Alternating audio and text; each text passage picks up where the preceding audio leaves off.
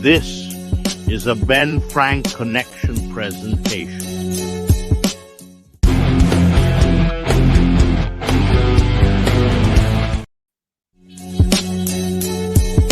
This is a Ben Frank Connection presentation.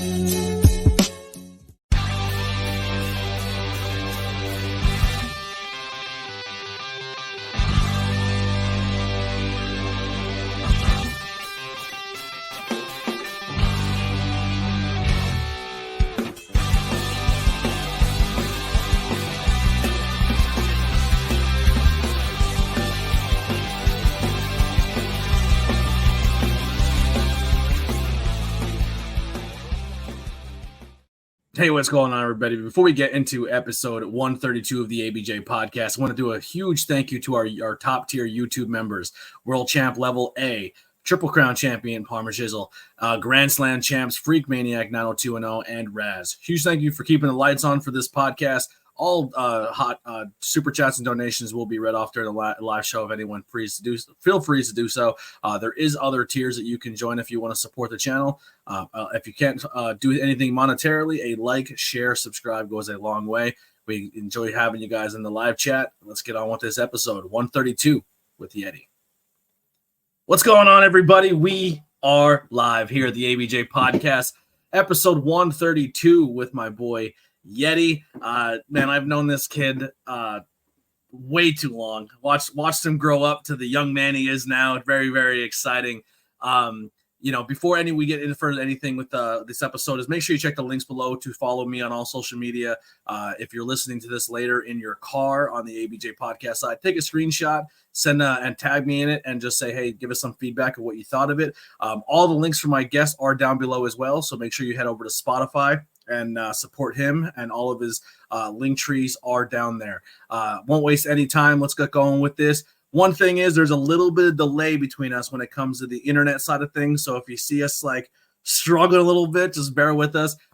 Any questions or anything that anybody wants to put into the chat, please do so as well. I don't know why I'm stumbling over my words.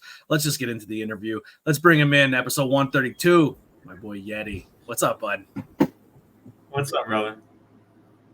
I'm digging the braids. Not much. Very, very excited to have you. You like that? Listen, when you had long hair, I always had it up, right? And then your scalp starts to hurt because you have it up all the time. I'm having one of those days where my scalp hurts, so I had loose braids put in, and it's way more comfortable, Yeah, I miss. That's the thing I miss about long hair is putting the braids in. Yeah, if not when they're tight. I don't like when they're tight. If you do some loose braids, I feel like it just it massages your scalp a little bit. It feels nice. You can put scalp treatment on. It's a thing. Real quick, Austin with the 5 gifted memberships to the channel. Appreciate that so much. So 5 of you are going to get free memberships. Cool thing about the YouTube side, be part of a gifted member. There's a little bit of 570 skook in there. There's emojis that look like Gears iced tea, chocolate milk, and iced tea containers, and they have the ABJ on it. So little fun things you can use in the chat if you get that fun. You have a tattoo. You have a Gears tattoo, don't you? I do. Yeah, I have Winnie the Pooh drinking a Gears iced tea. Yeah, that's my favorite one that you have. I eventually want to get you probably still have some grandparents or older people in the area, especially if you live in the coal region. You've definitely seen it on old school phone. But the poison hotline control stickers, the Mr. Yuck, it was like a black and lime green sticker, and it was like a smiley face, looked like he was throwing up. It's very, very old school, but that's my next tattoo when I get my shit together. Is I want to get a Mr. Yuck tattoo. Nice. Yeah. That delay is crazy, my guy. All right, so let's get our first question in and get you talking so people can hear you. But let's kind of rewind a little bit. You are from the 570 Monte City. I put our town on the backdrop of this. A lot of my imagery that I use for this podcast, my color scheme. You look above me right here. It's black and gold. It's my backdrops is Monte City. I bleed. I'm a golden bear for life. I have logos with bears on it. I bleed where I'm from. And the big thing is, man, is we get a lot of hate in our town about, everyone talks about the negatives, but I look at some of the people from our town, our area, like Bro, Muhammad Ali used to come here and get his doctor visits before we would go fight for world championships. Like, our town has cool history, it has cool things. And one of the things I'm really proud of in this town is someone like you, man, who's also repping where we're from, puts that on their back, carries the 570 and uses that in their music and really encapsulates what it was like growing up in this area.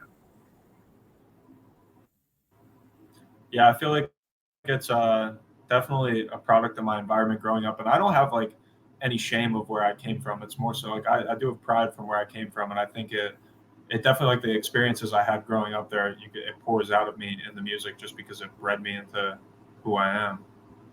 Yeah. So when did you get into the music side of things? Like, I know for a while watching you grow up, you were always kind of known more as the star athlete of the school. You were, top of the basketball program. You played, a little bit of football here and there. Went through not just injuries, but went through a lot of struggles in your personal life and your health issues with other things. And I don't want to get too much into it unless you want to put it out there, but it stunted a little bit of your sporting. And is that when the music side came out more because you didn't realize if sports were going to be a thing for you? How did that come about? Yeah, so I played basketball in college. I played at Albright, and it was there that I developed like a drug addiction, and basketball was just like slowly slipping away from me, and a lot of things were slipping away from me that like I held very close to my heart and it was important to me. And I didn't really know how to get it out anymore because typically it was just sports was my life for the longest time. It was the only way. Like, everything was so loud until I would play basketball, and then like all the screams in my head kind of went quiet. And I lost that with basketball. And it actually just came back recently, like watching my brother play and me starting to play again and playing with him. Like, basketball just like, it just makes life quiet for me. And when my second year in college, I found creating music. It started with like writing poetry, and then it was like, oh, let's see if I can make these poems rhyme, and let's see if we can get a melody to it. And then, dude, it just took over my fucking life. It was like, it's the only way I know how to cope with anything or express myself. Yeah. So when getting into it, who are some people that you pull from or influence you, or that you kind of listen to growing up, that when you kind of pull from bits and pieces of their style that you may put into the persona of Yeddi? Right. It's weird because it's a combination of like so many different fucking things. It's like Blink-182 and like pop punk. I grew up on punk, but then you're welcome. I remember my cousin Shane, my cousin Shane Yatsena, he used to play 50 Cent, like The Massacre and Get Rich or Die Trying, and like just drowned in hip hop after that, dude. Like, when I heard 50 Cent, I was like, this is the best shit that the earth has ever heard. Like, and I remember my dad had like a little MP3, and my parents would be like, the first 4 songs on there, they're bad. You can't listen to them. The first song on there was Magic Stick. So they told me I can't listen to it. I'm out riding my bike. I'm listening. That's good. Yeah, it's gonna be the first one you put on.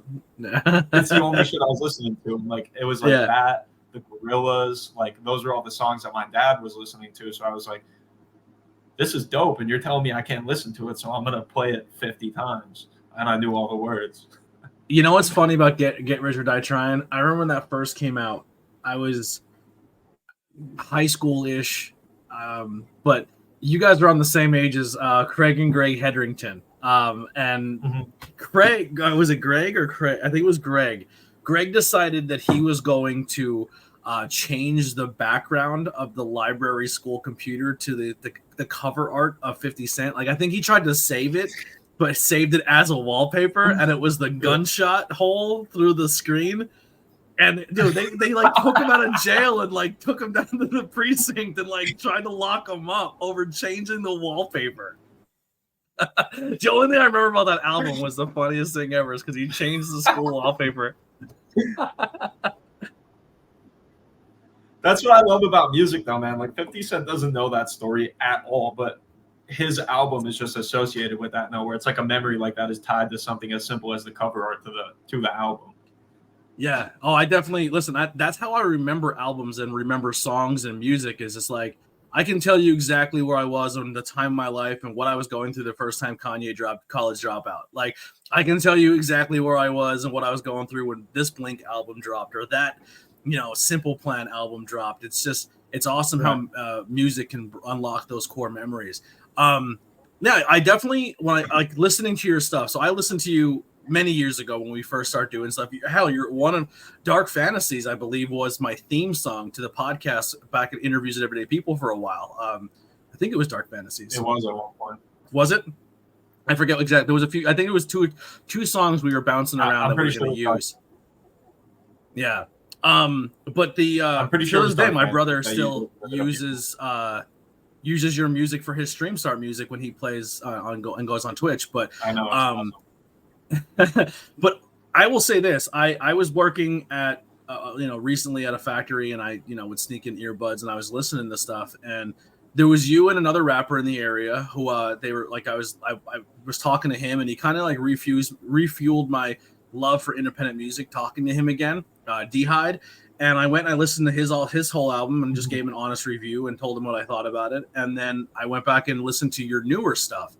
And I gotta say, man, you and Harry are like Batman and Robin. Like, you had a style, but no disrespect to the people that were making the music for you before, but Harry's production level makes it sound like you should be on the radio. Like, his beats and the way his music stuff is structured, it sounds like it should be like it turns it into radio bop. Like, it makes it like it's just really good. Like, you two working together has been magical.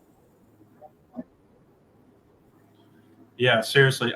So Harry, I actually get the beats from several different producers online. So Harry doesn't make the beats, but he does all my audio engineering. And dude, the crispness of, like, people don't understand when they hear my music because they don't see the creative side of music. Is I don't think that there's I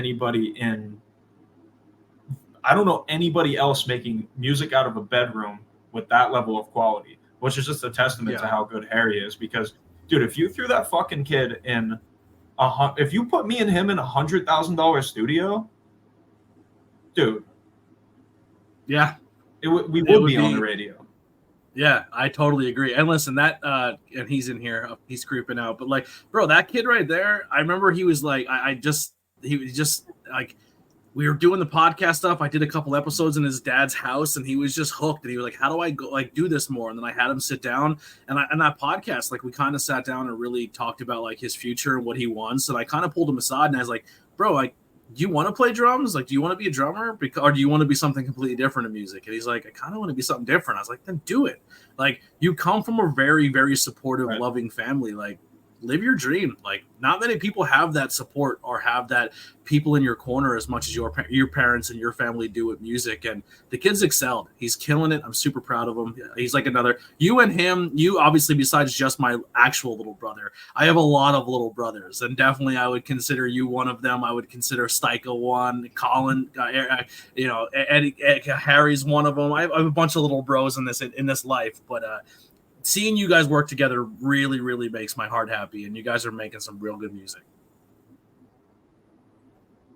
Yeah, dude. I mean, not many people know this, but me and Harry live together now. I heard. That's gotta be fun. I want to come through and hear you guys. So nice. I want to see the process one day. One of these days, you got to hit me up. I want to come up and hear you guys record and do stuff. Maybe record some behind the scenes stuff. 100%. So that would be dope. I would do that. Yeah. So you with your music, what are some accomplishments since the last time we've talked, or some things that you've done musically that you're really proud of, or where are you at right now in your journey? Dude, that's the thing. It's like when the first time we had talked, it was like, how many streams can I get on this song? Like, can I get this posted on this page? Can I do this? And the biggest thing that I've done with it that I'm most proud of is I don't give a fuck about that anymore. It's just like, and the music has gotten so much better because of that, because I don't care if 100,000 people listen to it or 10, because I would much rather 10 people going through something that can genuinely resonate with me. I would rather them listen to it than 100,000 people that are just giving me a stream. And that's why I don't pay for promotions anymore or anything like that, because I just think if I keep being my genuine self and make genuine music from my struggles to help other people, it's going to resonate, and then word of mouth is going to spread. And I think that's the way that I make it, because I'm not a promo guy, bro. I'm not trying to throw my music into a bunch of people. I'm happy, dude. Like, I'm living a happy life. I have a lot to be thankful for. So it's like, it came from a place of feeling desperate, trying to get all those views. And it was like, I wanted people to like me, and I wanted people to like my music. And now it's like, dude, I'm putting this out because I love it. I genuinely love it. It's my favorite thing in the world. And it's like, if you like it too, awesome. I got another song coming soon. Yeah. What are some songs that you wrote that really resonate with you, or ones that really mean the most? So I would say the ones that I resonate the most to I haven't released yet. Me and Harry have 4 songs tucked away right now that we're working on. I have 2 shows coming up next month, I believe on the 17th and 18th, or the 18th and 19th, whatever that Friday, Saturday is. And I have one song called Anxiety. I forget the name. It's a new bar that opened in Freeland, and then I'm playing at Hang Loose on Saturday. Okay. But the 2 songs I would say that like I'm most proud of are like the most vulnerable I've been in, which are Anxiety. That song's actually completely done. 2 nights ago, I just got the cover art resized so I can release it. I shot a music video with it with Brendan Boucher from Tamaqua, who's absolutely incredible at his craft, like helps me out. He's just a solid fucking good dude. So I would say that Anxiety song, which is the next thing that I'm releasing with a music video. And then we just made a song probably a week ago called Suicide. And those 2 are just like if I died right now and there were 2 songs that I wanted people to remember me by and know the type of dude that I was while I was here, it's those 2 songs. Yeah. No, totally. I feel where you're coming from when it comes to making your art.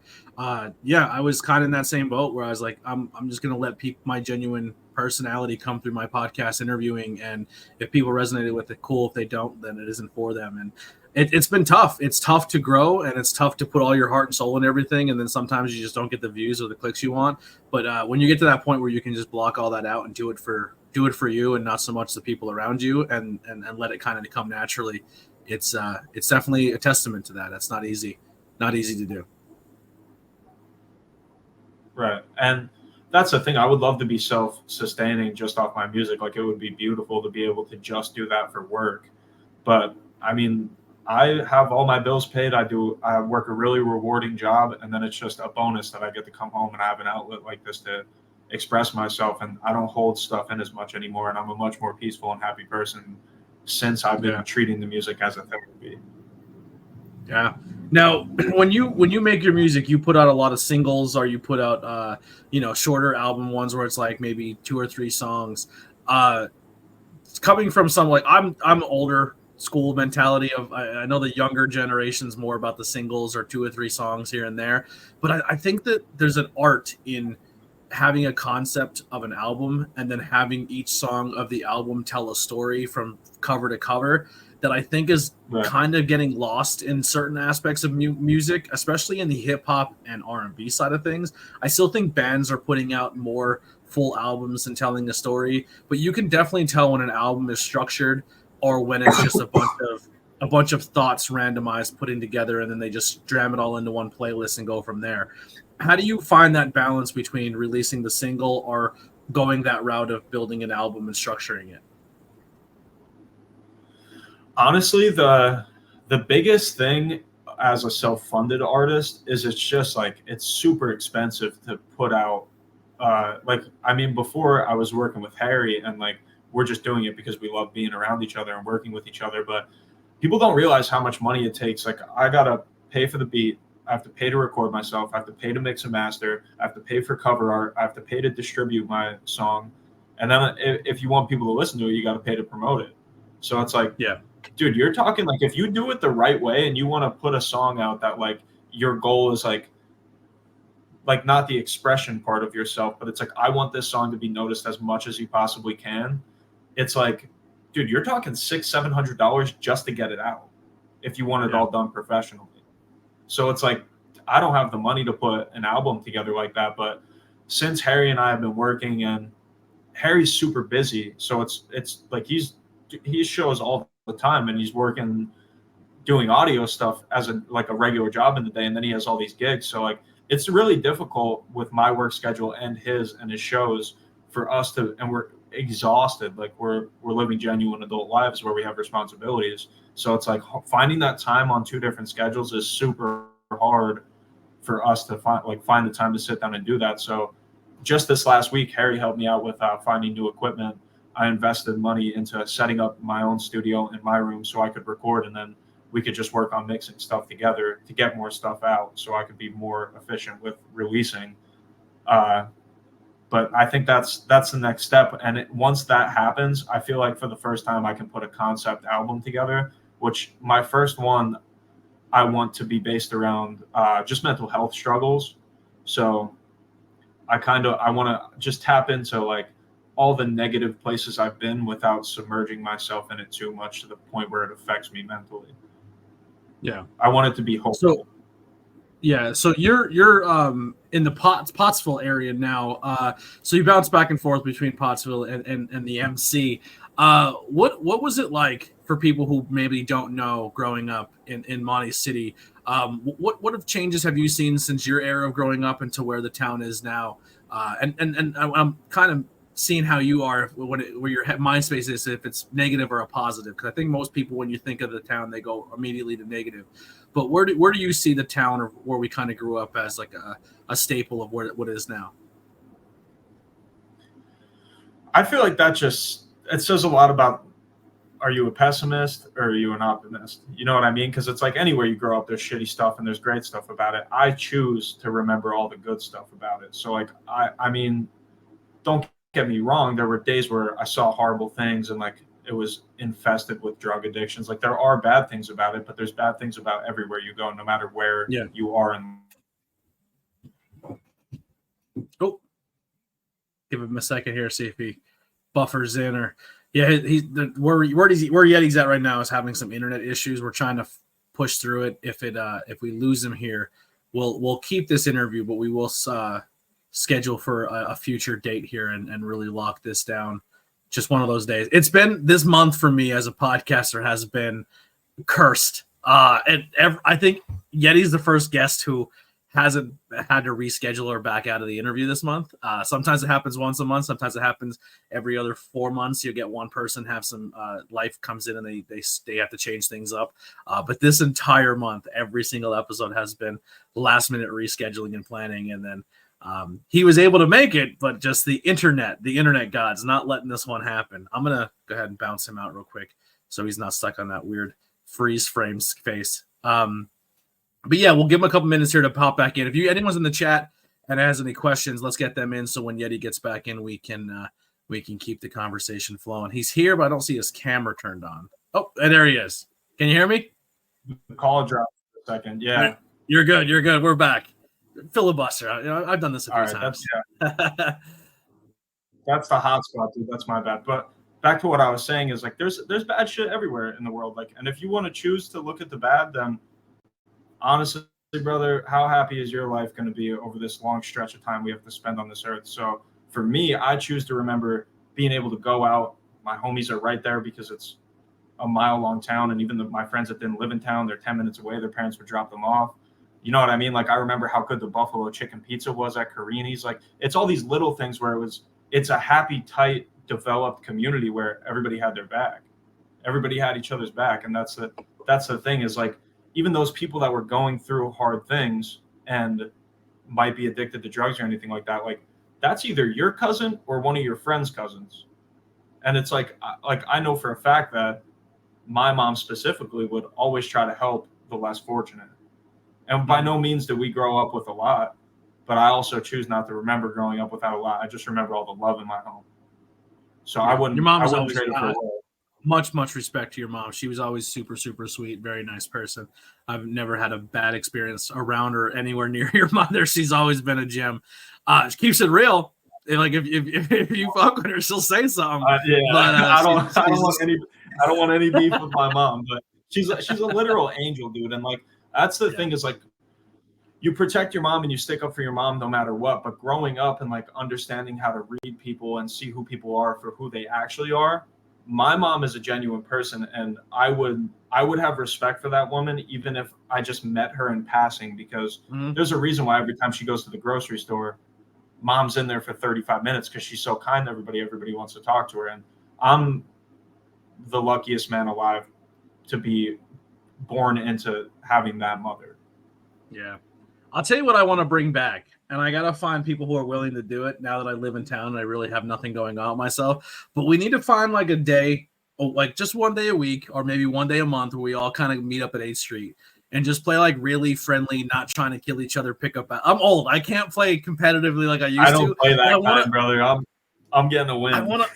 I want to play old man basketball. You remember when I was a kid, there was a group of old men who come to the court and they play old man ball. And then y'all would come up and play young man ball. And I kind of played between both, playing but I want to play old man ball. I want to be out there with like the old man, just like, we didn't do it today. Let's go home. Like, I'm not trying to die every time I go play basketball, but I want to get a group of guys and just play some pickup games. It looks like it'd be a lot of fun.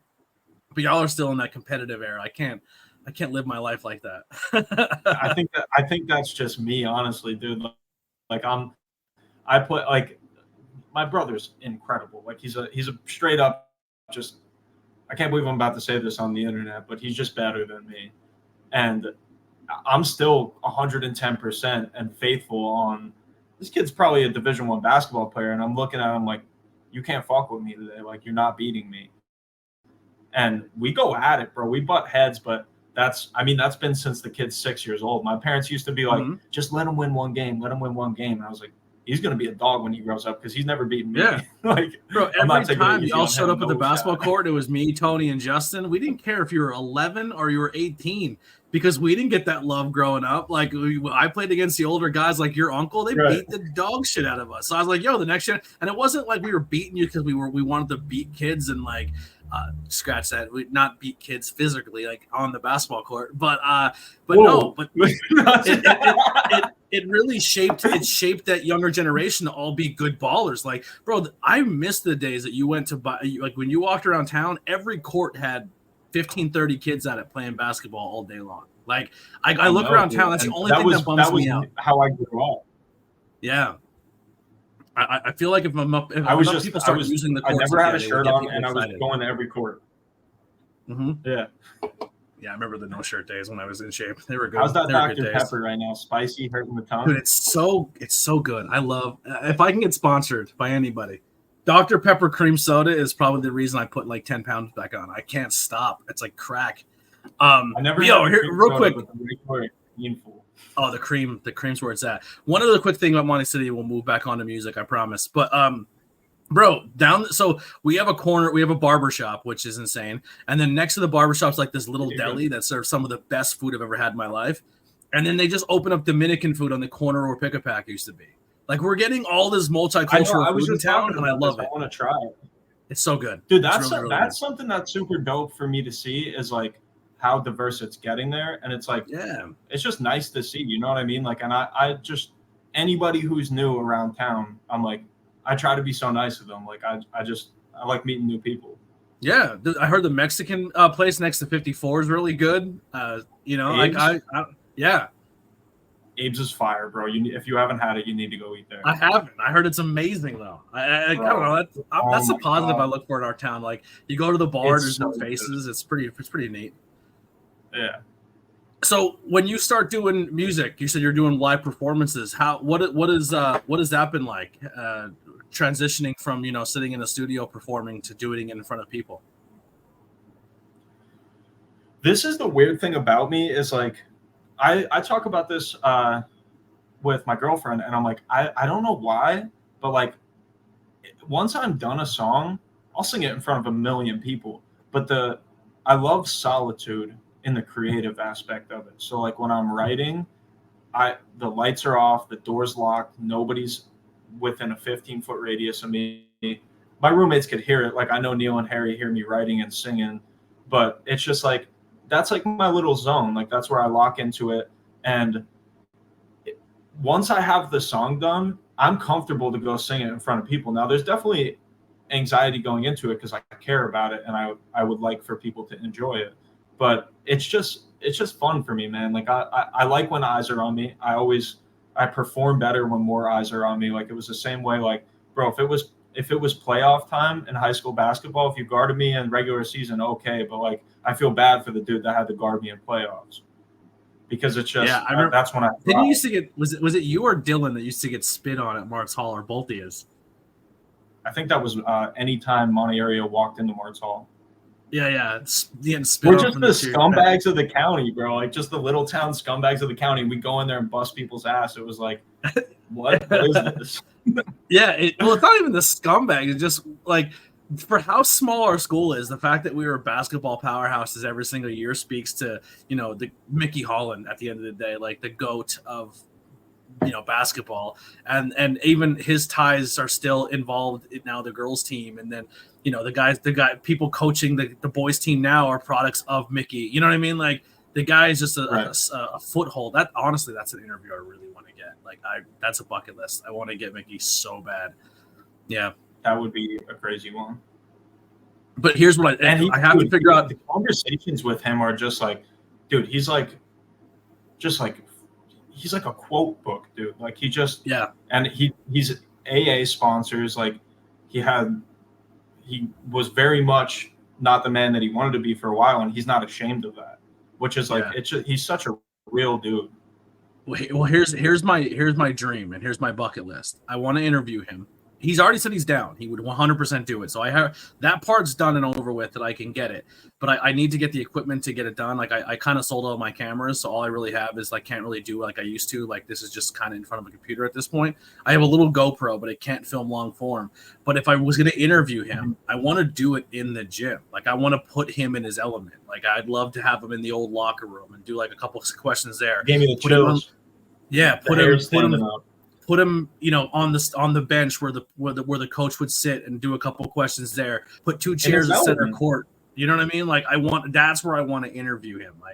I feel like not just the interview, but putting him in the house he built. I almost said the house he built. You know what I mean? That's how I want to get it done. But obviously, like just to go into a school and get that is going to be a nightmare. But if anyone of power is listening, that's the goal. Sometimes you got to speak. They would do it. They would do it 100%.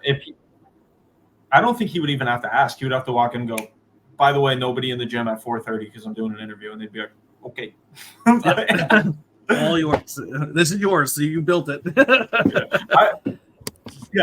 I remember which I hope I don't get any title strip from him or anything, but like on snow days, we weren't allowed to practice. Like you're not allowed to practice on snow days. And he's like, 12:30, you better be in that fucking gym. You know what I mean? Like you knew to show up no matter what. Like, and you don't talk about it. You don't tell anybody. It's just, we're coming to practice. Somebody asks you, we didn't practice. That's when he knew we had a good team, when he knew the team would do that even without him asking. Oh, are we losing him again? Oh, right. And also, I mean, that comes. Yeah. You hear me? Yeah, I hear you now. That delay is killer delay. So let's kind of show a little love back to you talk about your brother. He's doing some crazy shit, man. Like tearing it up. I thought he was a senior. They said he's only a junior. I think I lost him again. Oh, what a heartbreaker. We'll kind of bounce him until he gives me a thumbs up in the bottom there. What a day. What a day. Hold on, let's see. Is he moving? You good? Yeah.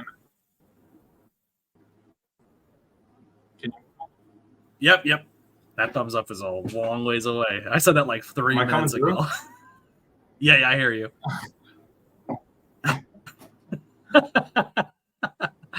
It's all right. We'll get through this. I'm sorry. This Wi-Fi is it is what it is. This is technology. I'm cursed this month.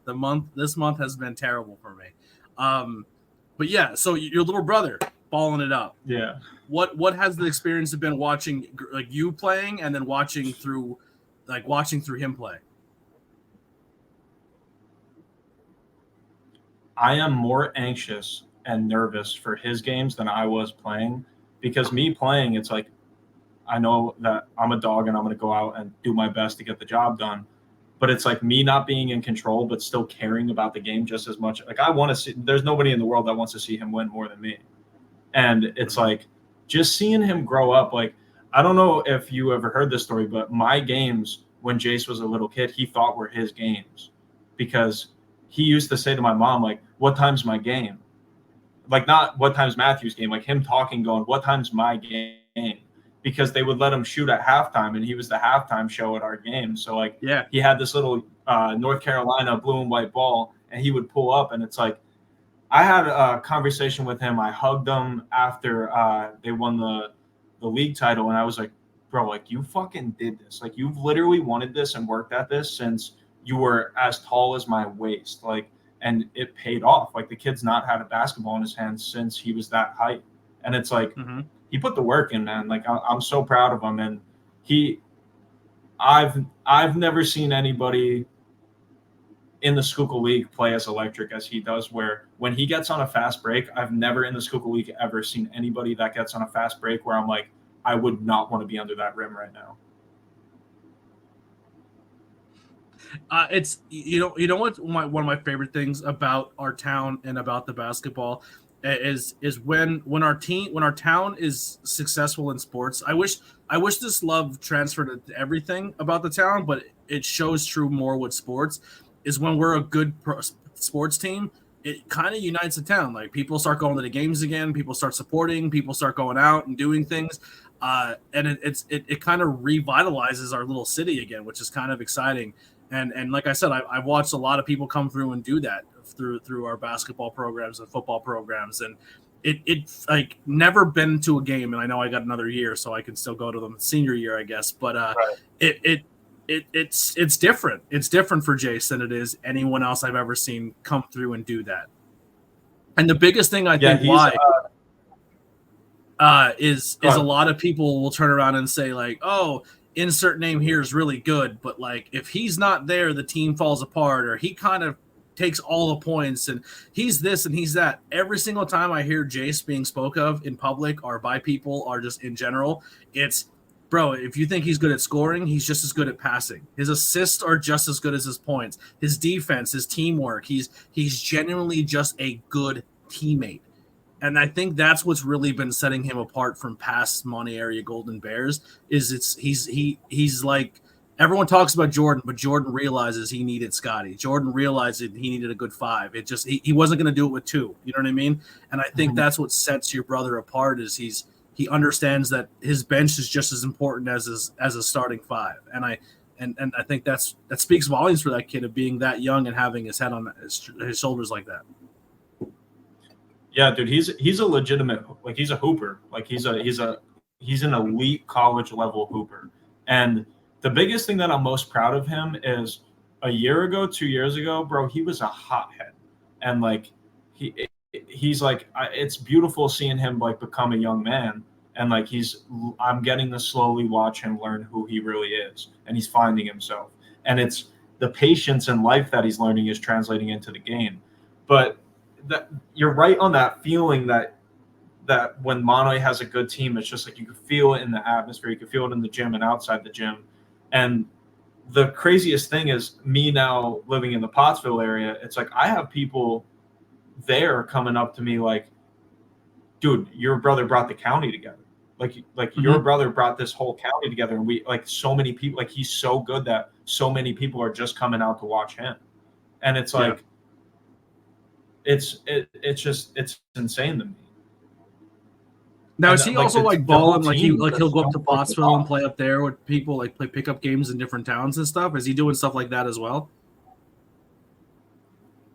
Me and him went 5-0 at Bearfield last night on the same team. He's playing with me all the time, and it's funny because when like I'm throwing half court oops to Jace now because we just have that locked in. I'm throwing oops from half court. He's going up and dunking it. It's like you feel it just on the like in pickup games and stuff like. And when like yesterday they were going to shoot to see who goes on a team, and I was like, me and my brother are playing together. We'll pick up 3 other people, and it's like it was me, Tyler Skinner, and Jace. we rolled up and we were like, us three are playing together. That's a team. I said, literally, bro, we were like, give us any other two dudes and good luck. Yeah. That's what we used to do. We used to show up at the court and be like, yo, you guys can't play together. It's like, no. We're playing. Get your crew. Big phone calls. Don't care what you got to do.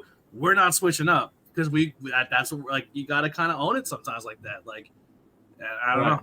And it's fun when people call to try to get people off the court to get you. Like, they call to get other people there to get you off the court because winner stays on and they're like, yo, get down there. These guys. The best feeling. Yeah. It's the best feeling, bro. And it's playing with my brother again. Like, he'll come and play in our men's league with us just to get a run in. And it's like me and him on a team, something about playing with him brings my competitive edge back. And it's like, dude, I miss that feeling of just like yesterday I had such a bad day. Like, I was so pissed off and I went to play and I was playing angry for the first time in years because I just go for cardio now. And I was like, I forgot how good I am at this when I'm mad. Now, the reason we went that hard in the paint, there's a method to my madness here. Since this has gone down and you're kind of reliving basketball and having those moments and now at an age where you and your brother, where age isn't as much of a difference, because, you know, I'm in the same boat as you. There's a huge age gap between you and your brother, and there's a gap there where you kind of do your thing and your brother does his thing because you're in your grown man phase and he's in his kid phase, and you kind of catch up again in your 19s, 20s because you can kind of relate once again to each other. How is that inspired or rubbed off on your music side of things? You got to run in here. Got a cat jump. I apologize. My cat just kicked you off the screen. What a day. You're good, this doesn't happen. I don't know what's yet. What a pussy, right? Yeah. What a puss. He's all high on Batman. The whole thing.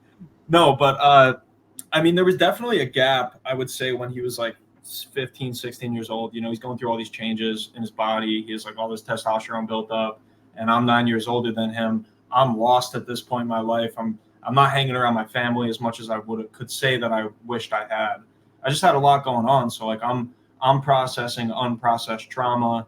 I'm trying to figure out how to be a responsible adult. And as I'm learning these lessons, I felt like I was way too hard on him. Like, dude, this is where I fucked up, so you can't. Like, these are the mistakes I made, so I don't want you to make them, so I'm going to be tough on you. And we actually just I feel like right now me and my brother are the closest that we've ever been in my life, because he stayed over my house. It was just me, him, and my girlfriend. It was just me, him, and a bro talking, and I said to him, bro, do you ever think that hard on you, or I talk down to you, or like you're not as smart as me just because I'm older? And Jace is a man of few words. Like, he's a very quiet kid, and just shook his head like, yeah, bro. And I was like, dude, I'm sorry, because I'm starting to realize that I did that to you, and I'm going to do my best to not ever, I'm going to try my best to treat you like my equal, and we'll figure this life thing out together instead of me trying to tell you what to do. Like, you very much can live your own life, and even when you're making mistakes, I'm going to support you no matter what. Like, I'm always the person that you can come to. And since that talk, I hope it's reciprocated and he feels it too, but I just feel different about our relationship, and like I'm more understanding towards him as the young man that he's becoming. Like, he's not a kid anymore. He's learning to be a man, and I'm trying not to be so hard on him, but also like, instead of like, you need to do this or you can't do this, it's more like, hey, I did this, and in turn, these were the reciprocations of that, and these are the battles I had to fight after, and I support you no matter what. It's your life, you make your decisions, but I would like for you to not do that because I already went through it. Yeah, it's very hard to see someone live, especially someone you're close to, like a brother, live through things that you're like, oh man, like you didn't have to do that on your own, or like you kind of want to be there, but you know they gotta figure it out on their own, and kind of let them burn their hand on the stone once or twice, you know. And you're like, all right, you done being an idiot, now let's have some fun, have a beer about it. You know what I mean? Like, it's only gonna get better when you can have a beer with your brother. I promise. You're gonna have those nights where you got too many, and you're gonna sit outside of McGuire's and cry and hug each other. It's gonna happen. May have happened recently to me. I went outside. Talks like that. Yeah. Listen, I was like, oh my God, he's going to get me. And I started like breaking. And I was like, no, don't be a pussy. Like, you know what I mean? The coal region came out of me a little bit. I was like, no, man up. Don't you fucking cry. And then I took 2 hits. I took 2 hits of my vape, and I was like, all right, I'm going to go back in the bar now. Go fuck yourself. Yeah, that's honestly, that's like one of the biggest things that I would say my music stands for too, recently, or at least what I want it to turn into is like this fucking stigma, dude, like behind like men going through mental health issues. It's like, and so I don't know if you know what I do for work, but I work at a girls residential for clients that are 12 to 17 and a half years old. And we deal with like attempted suicide cases, like kids cutting themselves, bulimia, anxiety, depression, all these mental health crises. And I try to help them with that. And it's like, I make myself extreme. Like, I'm a tough fucking dude. And like, I can keep a stone cold face no matter what, but I'm trying to let that mask down, man, because I know it doesn't benefit anyone, especially myself. Yeah. Like, I know I'm doing a disservice to myself, hiding my emotions. And it's like, now that I'm at a point where I could wear them proudly and help other people with it, it's just like, it's the best feeling. I can't ask for anything else out of myself than what I've been doing lately. And I want to see it translate to the music more so I can help a little bit better. Yeah. Why don't we get in like a Monoi song? Everyone has to do a song from where they're from. When's the Monoi song dropping? Maybe I'll make a Monoi anthem. I don't know. It's like, I feel like all of it, it's just, I just want to tell my story, you know what I mean? And like a lot of it is, I made a song called Small Town Kids. Bro, I have a crazy story for you. Are you ready for this? Yes, please. I need to hit my vape for this one because I still think about it every day. So my music ended up, because of Harry and because of me working hard at it, quality-wise, it went up a lot better. The writing's better. The production's better. It's just better music. So I was like, I'm not really proud of that first album I did. I'm going to go back and delete it. I go on to my distribution company and I delete my entire first album.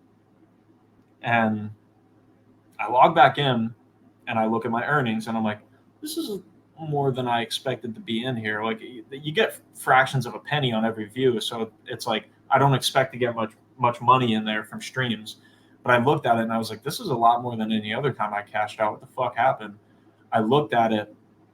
My song Tsunami had hit, I guess, a TikTok trend, and it got 365,000 streams on Spotify through a TikTok trend, I'm assuming, and I fucking deleted it. And it was from 2 years prior. I don't even have the audio file to re-upload it, so it was just gone. Now, I made the money off of the streams, but it's as if the song never existed. And like, it's like, dude, if I left that up and it hit a trend and started skyrocketing, if you're making music out there, never. Yeah, dude, I the same here. Like, when I rebranded, I got rid of all the social medias and stuff from my old content, but it's all on YouTube. Like, all of my interviews with everyday people are still there. All of my not cool in high schools, my banging beers, everything's still there. You can go watch it. I still think, like, personally, some of my interviews were some of my coolest shit I've ever done, and I'm still very proud of them. But it's just, it needed to be a new brand and a new thing. But no, definitely, that broke my heart that you said you deleted that. Like, I'm thinking about that, you fucking idiot. Why would you do that? I know. I said, brother, what do you think I say when I look in the mirror? I'm like, you fucking dumbass. Why did we do that? Oh, man. So when you look back at growing up and now giving your brother advice and stuff like that, who are some people that you really want to give those flowers to that you think really shaped who you are as a person? Oh, dude, there's so, like, I'm a very grateful person. So like, I have a ideology that I live off of, which is, even if I walk by a homeless dude that doesn't have a shirt on his back, I think genuinely any human being that you meet, you can learn at least one thing from. So I think one of the best quotes that my girlfriend ever said to me was, we're just a mosaic of everybody we've ever met. And that stuck with me so bad. I was like, okay, Shakespeare, like, where the fuck did that come from? Like, that's the most beautiful shit I've ever heard in my life. And honestly, just that quote alone had me looking at life different. Like, I did like draw a lot of inspiration from a lot of places, but the biggest things, dude, especially now, like I'm 26 years old and I still look up to people, and like the first people that come to mind are like obviously immediate family members, but my mom, the way that she, like me now, my appreciation for her now is like I have to get up in the morning, and now I get how exhausting it is to work all week and like have responsibilities on top of that. I might not understand what it's like to raise a kid on top of all of that, but like I very much can imagine that it's much more than I'm feeling now, and I'm stressed out. So it's like just to see her do everything she could to give us the best life. It's like if I work my entire life and I end up half of the person that my mom is, I'm a good fucking person. And I draw inspiration from, I learned a lot from my brother, my cousin Andy, my uncle Dan, just like so many people, my father. And recently, honestly, the person I learned the most from and draw the most inspiration from is my girlfriend. I've only been with her for a short amount of time, but it's like, it's the first person I've ever been with that genuinely inspires me. And we kind of we both have like, we're creative people. She's in art school. And it's like just conversations talking with her. She's a lot like my brother, where she doesn't have that much to say. But when her and my brother talk, it's like I just find a lot in what they're saying. Yeah. Yeah, that's it. I like the idea of pulling from people. I definitely have a lot of that as well. That's honestly, that's why like I didn't have the best experience growing up in our town and our environment, but also because I didn't always have it the best, or I maybe wasn't always fitting in, or didn't have the popularity I wanted. Like I'm proud that the color scheme in this town made me tough, and I can go handle the world outside of it. You know what I mean? Like, so I definitely know where you're coming from about, pulling from that and that being crucial. Now you said you have some new music coming out. When can people expect that? And once again, let's talk about these two performances you have coming up and where they are and where people can go support them. So the next song that I'm going to release is Anxiety, and thankfully my laptop charger broke, and I'm at my girlfriend's house right now. While I was out here, I stopped at Best Buy and got a cord. My music's on there, so I couldn't upload without it. When I get home tomorrow, probably I'm going to pick a release date. I'm not sure exactly when. It'll be within the next 3 weeks max. I'm going to release Anxiety, which I think this song's going to turn heads. Like, I think it's going to be like, oh, he's making music. Like he's talking about real shit. And I think that is going to be a very big turning point for me and turning this hobby into hopefully a career, because we have a video behind it. I'm going to pitch the video a little bit as much as I can. Like I said, I don't have a lot of money to promote. But yeah, tomorrow I'm going to pick a release date. It should be within the next few weeks that I release that. And then probably a week after that, I'll release the music video. And then eventually, by the end of this year, because I know that, again, Harry and I can't do, we just have too much going on. Like, we can't get a song. My goal is to drop a song a week. I've always wanted to go like several weeks in a row of just like every Friday, here's a new song, just to show people that like people don't understand. I have 1,500 songs probably in my phone. Like, I go into my phone right now, I write everything in my notes app. And when I go into my notes app right now, exactly, I have 4,834 notes on my phone. I'm never not writing. And out of 4,834 notes, it's like, you better believe that there's 50 to 100 really good songs in there, because I work at it, man. Like I put a lot of time into this. And I think now finally being able to be in a position where I can put out music whenever, like I'm not focused on the quality as much now, because it's just like, it's a therapy for me. And I want anybody that can to resonate with my words and hopefully be healed a little bit by it. So I need to take some time to get like the whole studio set up. But me and Harry have 3 songs that we're going to finish up within this next month. And I'm going to pick release dates for all those. So hopefully May and June, by the end of June, I'm hoping to have like 4 or 5 new songs out. Yeah, the one I listened to, I really, really enjoyed that you recently did. I like the Patience single that you put out, Since Day One, and Scared to Love. I thought they were really, really good. And then I listened to Life's a Wave. I thought that was really good. Mhm. Like I said, I like what you've been putting out, man. I think it's very catchy. When it comes to some of your lyrics that you put out, what are some lyrics that stick out to you as some of your favorite that you ever wrote? Have you heard my last single I put out, Keep Your Head Up? Yes, I think I listened to that one a little bit before we went live. I have another question on another song that as well. Who the hell's Rick Owens? I'll explain that then. All right, yeah. So, Rick Owens is a fashion brand. It's like it's a designer brand. Got you. Yeah. But on Keep Your Head Up, like the story behind it, it's a very wholesome story, and like honestly, it makes me tear up when I think about it. I'm not going to name who this person is because I think their struggles that they were going through. It's they can pick when they want to share this or if they ever want to share this with people. But I had somebody that came into my life recently where we always knew each other, but like never really talked, in the same room a few times, but never talked. And this individual was posting a lot of like concerning stuff. And like, I don't fuck around when I see people going through stuff. Like a lot of people turn ahead to it and say, oh, this person wants attention. This person wants this. But I've genuinely wanted to take my own life before. And I've genuinely tried to take my own life, and thank God that didn't work out. So I don't play around with that at all, because I would rather look like a dumbass feeding into somebody looking for attention 100 times. And if one time I didn't make a fool of myself and I was the person to help out, then I'm glad to be a fool the other 99. But I want to hear something real quick. I don't think I've ever said this on a public platform.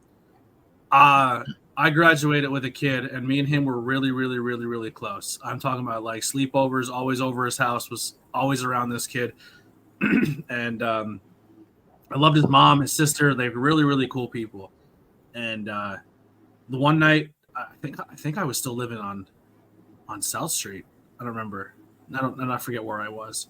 But I remember logging in on social media, on Facebook, early Facebook days, and he put a post out at like 3 a.m. And the post was like, "Yo, play this at my funeral." And he I don't want to put any other details out there because I don't want to put it out there because it's not about me. But that night he left us. You know what I mean? And how you're saying I don't play around with that, and I talk to people about it. Like, I totally know where you're coming from, because every day I still think, like, what if I would have just sent a message and be like, "Yo, you want to talk? We'll go for a walk. We're only a couple blocks away. I know we haven't talked in a minute. Like, you good?" Right. You know what I mean? And that's a burden, man. So I definitely know where you're coming from on that. You know what I mean? You can't hold that though, man. That's not on you. That's just life as an empath. And you know what I mean? Like that's something that will probably cross your mind a lot, but that's also, you can't make a decision for anybody. All you can do going forward is take that experience and say, well, maybe next time I see that, I'm going to reach out. Yeah, 100%. But that's actually, this is what I do now. I'm all about conversations. You know what I mean? Like, right. Yeah. It's the best shit in the world, man. But that's what happened with this Keep Your Head Up song. I ended up messaging him and we were back and forth. I was like, what, like, I know we don't talk, but what's really going on with you? Like, I've been through the ringer. I might be able to relate on a couple things. And like, I'm very much like,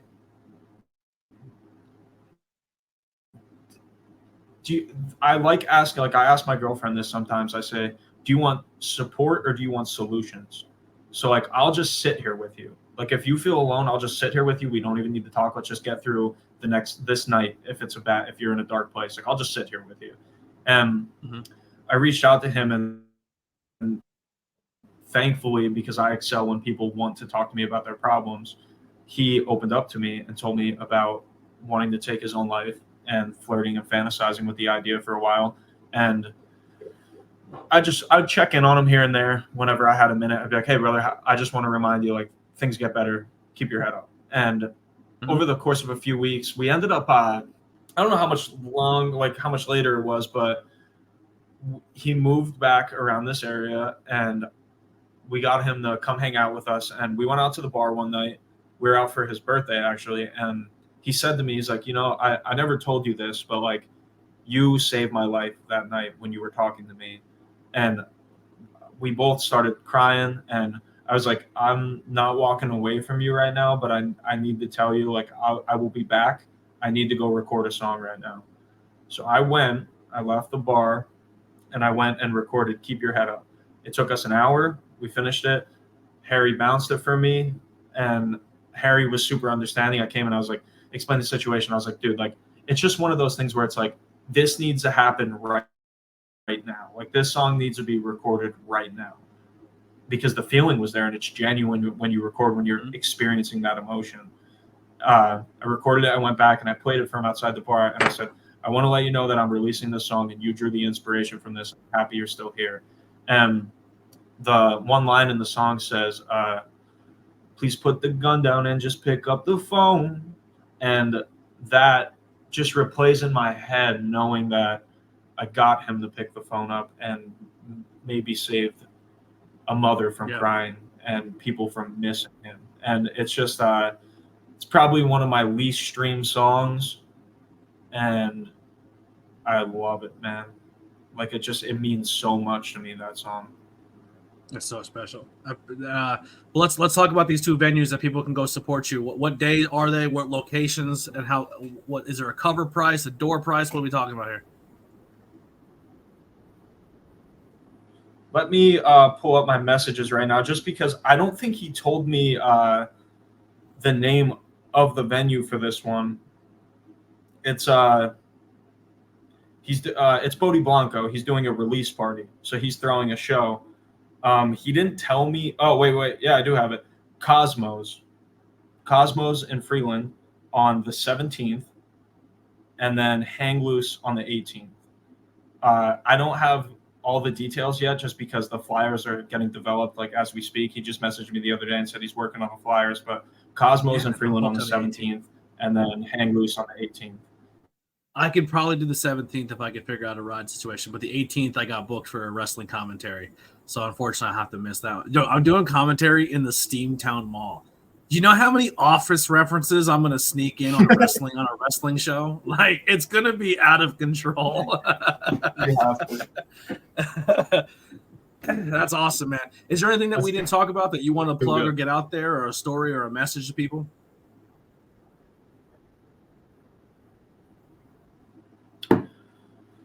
I mean, the biggest thing is just like, I've felt alone a lot.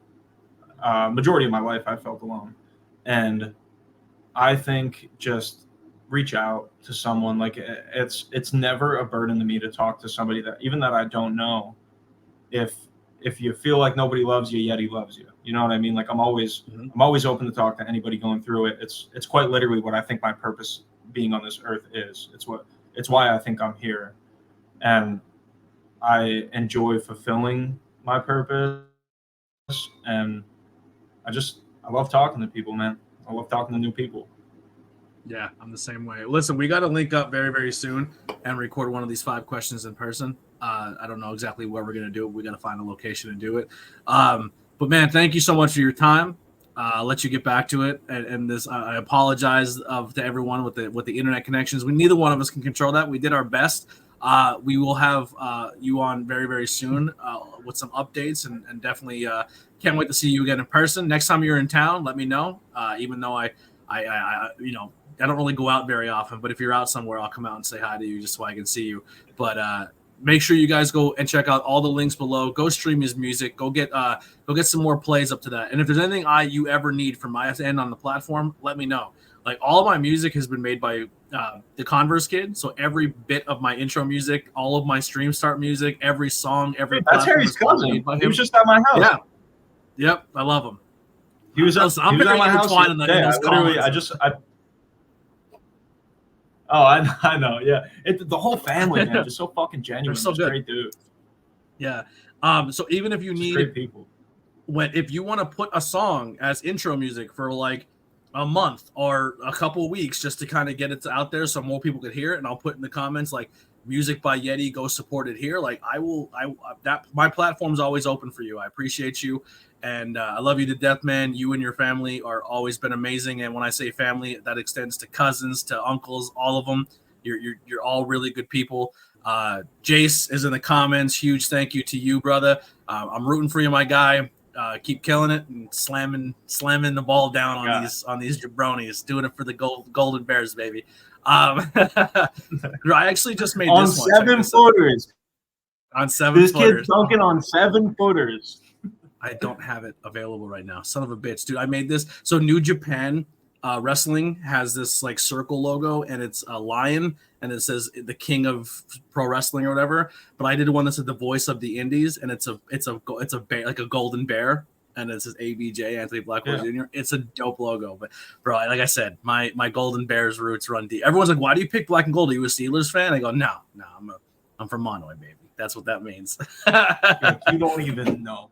Yeah. Oh, yeah. But yeah, dude. Maybe I'll. Not maybe. If you're willing to do it, once I come out with that anxiety song, I'll reach out to you, and maybe we could hop on another podcast soon. I genuinely, both times we've done this, I really enjoyed it, and it's just like, it's great that people get to listen to it, and like maybe they heard something that one of us said or both of us said that they could really take and help them. So like, I think that's beautiful. But I just enjoy talking to you. So let's do this again on here soon if you'll have me. Absolutely. I'm always down. And like I said, next time you're in town, let me know. I want to record a 5. So the podcast is fun, but I'm really, really enjoying the 5 questions with ABJ, that interview style thing. And everyone gets the same 5 questions, and there's like a bonus question. And I've done a lot of them with wrestlers, but I want to get out there more and do them with other people. Like, I want to get to the point where like I go to the bar one night and just like, yo, you want to go ask these questions real quick, and just like get random people, or go to a basketball court or just around town and just ask these 5 questions of people. So I want to start doing that more. The door's open for you, Jace, Harry, everybody. Like, I want to record as many as I can because they're short. They're only like 5, 6, 8 minutes long. And I think I'm having more fun with them than sometimes the podcast. And I really want to boost them up. That's genius, bro. That's a quick catch. Yeah. I think people, I'm really having a blast doing them. So I want to record more of those. Let me know. I'm always down. Let me know when you're in town. We'll get it done. But guys, thank you so much. Man. Let's close out of here with some music by the Converse Kid. We'll see you on the next podcast. We'll be back on the 30th with a movie review with Kim Rose as we do the movie Megan for Not Cool in High School Horror. Tons of stuff. We're not just doing interviews. We're doing pop culture stuff. So it's always there. It's always fun to do. But we'll see you guys in the next one. Here's some music from the Converse Kid. We'll see you on the next one. Bye-bye.